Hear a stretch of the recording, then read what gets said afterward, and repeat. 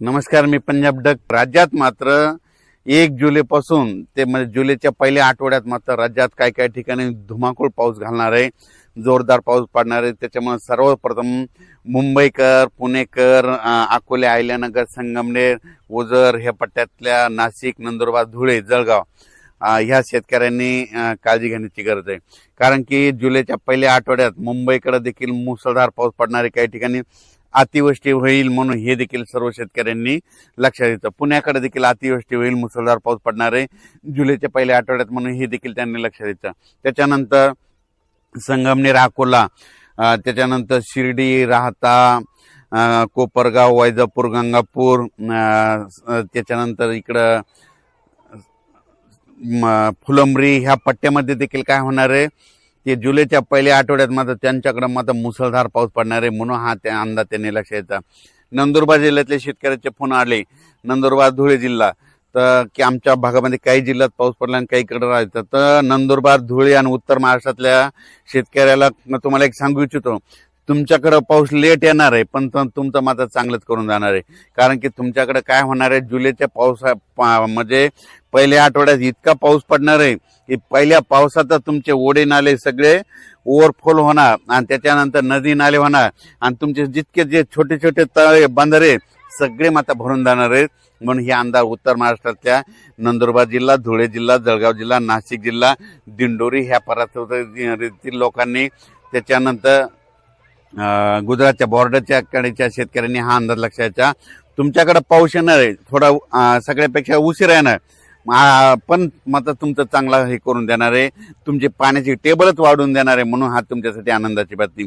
त्याच्यानंतर मराठवाड्यातल्या शेतकऱ्याला सांगू इच्छितो, मराठवाड्यामध्ये परभणी जिल्हा, बीड जिल्हा, लातूर जिल्हा, हिंगोली जिल्हा, नांदेड जिल्हा, संभाजीनगर आणि जालना जिल्हा, मराठवाड्यात आज देखील रात्रीच्याला पाऊस आहे। 8 तारखेपर्यंत मराठवाड्यात दररोज वेगवेगळ्या भागात, वेगवेगळ्या गावात, वेगवेगळ्या तालुक्यात असा दररोज वेगवेगळा भाग पकडत असा पाऊस पडणार आहे। म्हणून मराठवाड्यातल्या शेतकऱ्यांनी हे अंदाज लक्षात घ्यायचा। जमिनीमध्ये ओल असेल तर तुम्ही तुमचं पेरून टाकायचं, नसता मग काय होईल की तुम्हाला 10 जुलै नंतरच पेरणी करायला वेळ भेटेल। कारण की आता मी सांगू शकतो, मी माझ्या शेतात ते 4 दिवस झालं वापसाच होत नाही, आम्हाला पेरायचंय पण पेरणी करताच येणं, म्हणून शेतकऱ्यांना ज्यांच्याकडे ईदभर ओल आहे त्याने पेरणी करून टाकायची मराठवाड्यातल्या शेतकऱ्यांनी।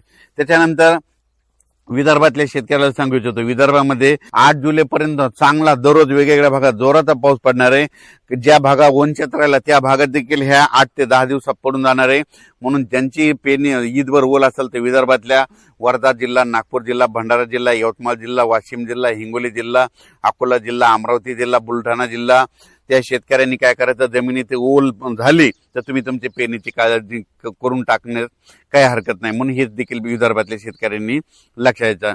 पण राज्यात सांगायचं झालं तर 1 जुलै ते 8 जुलैच्या दरम्यान मी म्हणलं होतं ना, जुलैमध्ये पहिल्या आठवड्यात राज्यात पाऊस खूप पडणार आहे। मग सगळ्यात जास्त पाऊस मुंबईकडे पडणार आहे, पुण्याकडे पडणार आहे, संगमनेर, अकोला, ओझर, विघ्नर कारखान्याच्या परिसरामध्ये मुसळधार, अतिमुसळधार पाऊस पडणार आहे।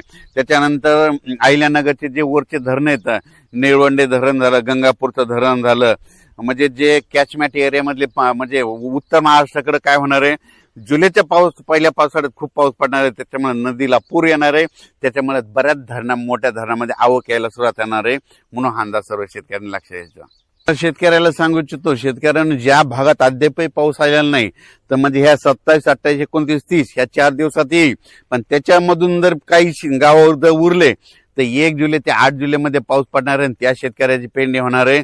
म्हणून शेतकऱ्यांनी घाबरून न जाता हे अंदाज लक्षात घ्यायचा।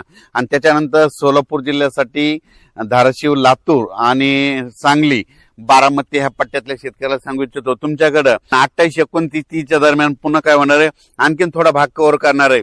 पण त्याच्यानंतर काय होईल, नंतर 1 जुलै त्याच्यामध्ये सरी येत राहतील। तुमच्याकडे जर ईदभर ओल झाले तर तुम्ही तुमचा पेरणीचा निर्णय घेऊ शकता। पण तुम्हाला एक सांगू इच्छितो, म्हणजे पश्चिम महाराष्ट्रातले हे 2-3 जिल्हे आहेत, म्हणजे सांगली जिल्हा, साताराचा अलीकडचा पूर्वेकडला भाग, त्याच्यानंतर सोलापूर जिल्हा, धाराशिव जिल्हा ह्या पट्ट्यातल्या शेतकऱ्याला सांगू इच्छितो की तुम्ही काय करायचं, जमिनीमध्ये जर ईदभर ओल झाली तर तुम्ही तुमचा पेरणीचा निर्णय घ्यायचा। तुमच्याकडे थोडं पावसाचं झुकतं माप कमी राहणार आहे पण जास्त पाऊस मात्र उत्तर महाराष्ट्राकडे पडणार आहे. उत्तर कसं असतंय, राज्यातल्या एका भागात जर पाऊस पडायला लागला तर एक भाग थोडा कमी राहतंय, म्हणून हे देखील त्या शेतकऱ्यांनी लक्ष द्यायचं.